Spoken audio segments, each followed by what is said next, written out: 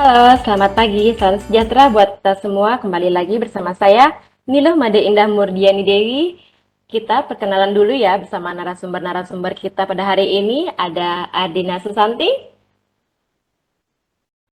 IGD Ari Mahendra Putra, Imade Juniawan, dan Inyoman Prayana Trisna. Nah, pada hari ini kita akan membahas terkait analisis dan juga evaluasi penerapan pelayanan publik berbasis digital di unit kerja masing-masing. Nah, saya ingin tahu dulu nih dari Ibu Ardina Susanti, bagaimana sih isu-isu digital yang ada di kampus saudara? Oke, kalau dari instansi saya itu lebih banyak masalahnya adalah ke akses perpustakaan digital ya, karena dulu kan masing-masing prodi punya taman baca atau ruang baca sendiri, sekarang sudah dipusatkan semua ke universitas. Nah, dari sini mahasiswa kalau mau langsung ke perpustakaan itu kan cukup jauh. Tapi untuk akses digital itu belum ada informasi dan sosialisasi ya. Jangankan mahasiswa, dosen juga kadang-kadang nggak sampai informasinya seperti apa seperti itu. Mungkin dari instansi saya seperti itu, Bu Indah. Oke, permasalahannya jadi dalam perpustakaan ya, Prodi tidak memiliki perpustakaan sendiri. Nah, kalau di instansinya Pak Gede Ari Mahendra Putra, bagaimana? Halo, baik. Terima kasih Bu Indah. Saudara terdengar ya? Iya, terdengar Ya, Bapak. oke. Nggih. Kalau dari program studi teknologi pangan sendiri, itu ada isu yaitu belum optimalnya website Prodi. Jadi, informasinya belum sampai ke mahasiswa karena websitenya kami itu belum dioptimalkan oleh kami sendiri. Jadi, itu sih salah satu isu yang sering diperbincangkan sama mahasiswa. Karena informasinya tidak menyebar secara luas apabila mahasiswa membuka website itu informasinya masih kosong. Jadi itu sih kalau untuk isu-isu digital dari program studi kami. Terima kasih, Oh, Bu. terkait website. Oke. Terkait website dari Prodi ya. Jadi emang seharusnya ya Prodi itu harus selalu update terkait apa informasi yang dilakukan oleh Prodi. Mungkin Iya, bukan betul. cuma website aja ya. Iya, Mungkin bisa media online yang lainnya seperti Instagram, Facebook, atau mungkin ada yang punya TikTok Prodinya seperti itu ya. betul, betul, Kalau Bu. dari Bapak Nyoman Prayana Trisna, gimana isu dari instansi saudara? Ya, terima kasih Bu Indah. Mungkin serupa juga dengan yang sebelumnya ya, dengan dari Bu Dina maupun Pak Ari.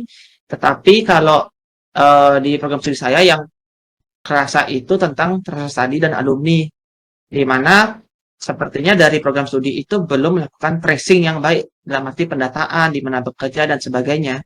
Pun semisal sudah ada, itu pun baru hubungan, tanda kutip, hubungan informal antar dosen dengan alumni, bukan dari program studi ke alumni gitu. Nanti ujung-ujungnya ketika butuh, baru tiba-tiba kita panik nyari siapa alumninya seperti itu. Itu sih Bu Indah, kurang lebih. Oke, padahal untuk tracer study ini sangat penting ya untuk penilaian akreditasi ya. Jadi Ya, betul sekali. salah satu penilaian dari akreditasi itu adalah tracer study. Jadi sama juga seperti di instansi saya seperti itu. Kalau dari Bapak Yuni, Pak Juniawan, apa nih yang isu terkait dengan di program studi Bapak? Baik, terima kasih Bu Indah. Selamat pagi Bapak Ibu. Mungkin kalau dari saya terkait isu digital literasi di pariwisata itu sebenarnya banyak, cuman yang paling mendesak itu masih adanya mahasiswa dan dosen yang menggunakan cara konvensional dalam kegiatan tugas akhir, Ibu. Jadi di zaman era digital seperti sekarang ini, di mana banyak perusahaan yang sudah menggunakan konsep paperless, itu kami di Perisata masih adanya cara konvensional di mana mahasiswa masih secara manual mengeprint laporan dan bertemu dosen untuk melakukan bimbingan seperti itu. Saya setuju juga sih dengan isu yang dibawa sama Pak Juni. Memang isu-isu yang saya bawa, isu Bu Dina dan juga Pak Trisna bawa itu memang itu juga relate dengan program studi saya. Tapi saya rasa isu yang paling problematik yang kita rasakan adalah yang dibawakan oleh Pak Juni karena itu menyangkut dengan mahasiswa. Karena di saya pun juga ada beberapa mahasiswa yang merasakan hal seperti itu. Kita mendapatkan input bahwa mahasiswa merasa sedikit keberatan, sedikit merasa terbebani dengan adanya setiap bimbingan itu harus mencetak draft tugas akhir mahasiswa tersebut, apalagi mahasiswa-mahasiswa yang mungkin memang dia dalam menempuh pendidikannya itu menggunakan beasiswa seperti beasiswa bidik misi, beasiswa yang lainnya seperti itu sih Bu. Kalau yang bisa saya tambahkan sedikit dari isu yang dibawakan oleh Pak Juni. Saya setuju sih dengan itu, merupakan salah. Iya Pak, benar sekali. Harusnya kan sekarang di zaman digitalisasi ini dosen mau kalau mahasiswa ingin melakukan bimbingan secara online seperti itu. Kita juga bisa melakukan bimbingan tanpa harus mengumpulkan atau mencetak tugas akhir. Jadi kita secara gampang tinggal dikasih note di aplikasi, ya udah jadi mahasiswa gampang, dosen pun gampang. Gitu sih menurut saya. Kalau Bapak Ibu, Oke. Baik sekali, benar sekali ya, di masing-masing instansi itu pasti masih adanya bimbingan dari bimbingan mahasiswa terkait dengan menggunakan hard copy ya. Di instansi saya pun juga demikian. Jadi untuk penggunaan paperless itu selain untuk paperless bisa juga menghemat waktu dan tenaga. Jadi kan mahasiswa tidak perlu bimbingan ke kampus, bisa melalui di rumah saja seperti itu ya. Bagaimana menurut Bapak Ari? Bapak tadi kan Ari sudah ya. Bapak Iya, Tris. Ya, saya dari katakan 4 isu yang sudah diangkat tadi, memang saya rasa isu yang diangkat Pak Juni itu paling kita rasakan ya gitu. Mungkin kalau masalah tesis tadi atau perpustakaan itu mungkin spesifik ke satu program studi seperti itu. Dan menurut saya memang idealnya kita pasti pengen lah kalau semua dibuat online, semua dibuat paperless gitu. Kemudian juga kata Bu Indah tadi sudah bilang kalau menghemat waktu, menghemat tenaga. Cuma saya rasa mungkin ada sedikit kendala gitu ya. Mungkin saya mau coba angkat kendala ini. Nah, mungkin mohon maaf mungkin dari kita setuju-setuju aja gitu. Tapi saya rasa ada resistensi lah, ada penolakan gitu dari beberapa dosen. Saya mungkin nggak bisa sebut siapa gitu, tetapi Bu Indah saya rasa ini perlu kita angkat tentang kendala ini gitu. Kenapa ini jadi isu dan kenapa kita sampai sekarang ya bahkan itu belum bisa kita selesaikan.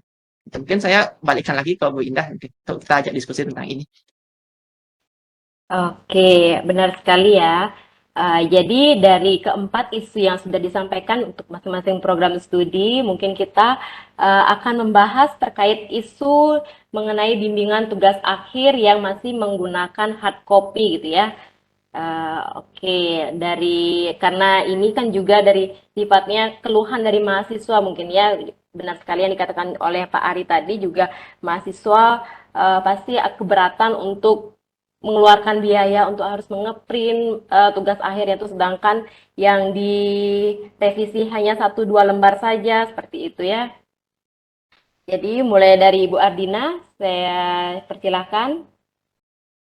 Oke, terkait isu tersebut juga terkait ya dengan apa yang terjadi di instansi saya dan tentang resistensi yang tadi disampaikan oleh Pak Trisna itu juga terjadi sih di tempat saya juga ya, karena untuk masalah paperless sebenarnya itu juga menjadi isu karena untuk TA ya, TA di prodi saya itu arsitektur, mereka kan tidak hanya mengeprint itu yang A4 gitu, mereka harus mengeprintnya yang A3 minimal karena mengeprint A3 itu kan jauh lebih mahal dan tidak lazim printernya, jadi hampir nggak semua mahasiswa punya alat itu di rumah gitu. Jadi mereka harus menggunakan jasa gitu ya.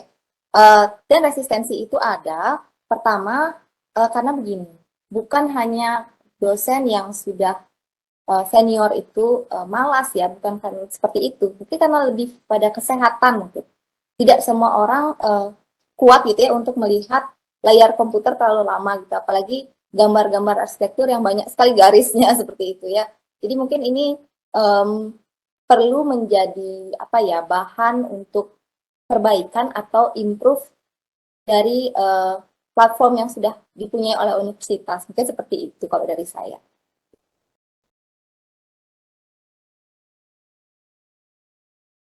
Oke, terkait dengan platform ya, platform apa saja sih yang ada di Universitas Dayana ini? Bapak Ari, bisa disampaikan? Baik, terima kasih Bu Indah.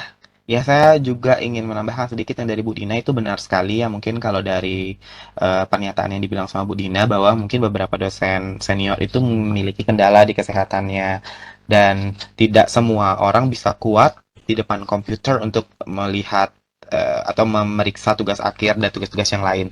Tapi memang sebenarnya hal ini itu bisa kita jadikan choices untuk mahasiswa. Apabila mahasiswa ingin atau mahasiswa tidak memiliki biaya gitu ya untuk dia melakukan bimbingan tatap muka dan konvensional, dia bisa melakukannya dengan bimbingan online seperti itu. Mungkin itu sih salah satu choices atau salah satu pilihan mahasiswa. Nah, kalau untuk fitur-fitur, kebetulan Universitas Udayana setahu saya di semua program studinya itu memiliki fitur-fitur online, LMS online, e-learning online seperti Oase, seperti Webex yang sangat bisa dimanfaatkan untuk bimbingan online. Karena di Oase sendiri kebetulan bisa mengirim tugas, mengirim materi, baik materi itu dalam bentuk PowerPoint, baik materi itu dalam bentuk video, kita bisa kirim. Kita disiapkan sebuah media ya, dalam artian kita bisa mengirim tugas, kita bisa merevisi tugas, kita bisa memberikan notes, memberikan komen kepada mahasiswa itu apabila di dalam penulisan tugasnya, baik itu tugas akhir, tugas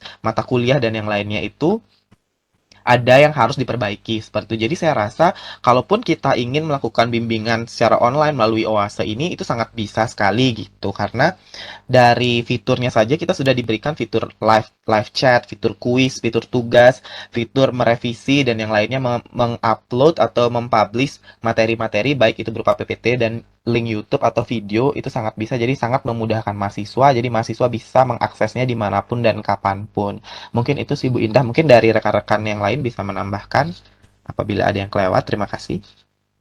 Oke, bagus sekali ya. Sebenarnya Universitas Dayana ini juga sudah banyak sekali memiliki e-learning yang sifatnya bisa membimbing mahasiswa secara online gitu ya. Jadi tergantung kitanya saja sebagai dosen dan juga kita harus membimbing mahasiswa untuk selalu menggunakan digitalisasi gitu ya.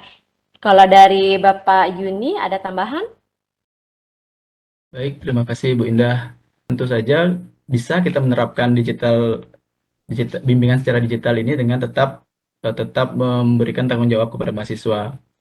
Nah, terkait dengan Oase, benar sekali yang dikatakan sama Bapak Ari tadi, UNUT sudah menyediakan platform yang begitu hebat sebenarnya. Dan sekarang kembali lagi bagaimana caranya kita untuk mengajak dosen-dosen itu menggunakan Oase, itu masalahnya sebenarnya. Mungkin itu dari saya. Bisa saya simpulkan untuk diskusi kita pada hari ini mengenai adanya input yaitu mahasiswa selalu mengeluh karena bimbingan tugas akhirnya itu menggunakan hard copy yang terlalu sering dan juga tidak mengefisienkan waktu dari mahasiswa tersebut. Kemudian proses yang bisa kita lakukan yaitu kita benahi sistem, kita lakukan dengan pelatihan kepada dosen untuk pelatihan terkait tentang menggunakan Oase ataupun pelatihan sejenis lainnya.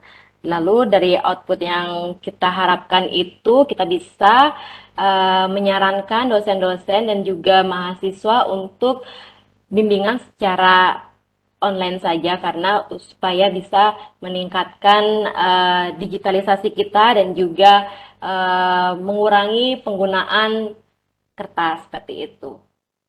Oke, saya tutup pada hari ini karena kita sudah melakukan diskusi pada hari dengan sangat baik. Saya tutup dengan kata selamat pagi.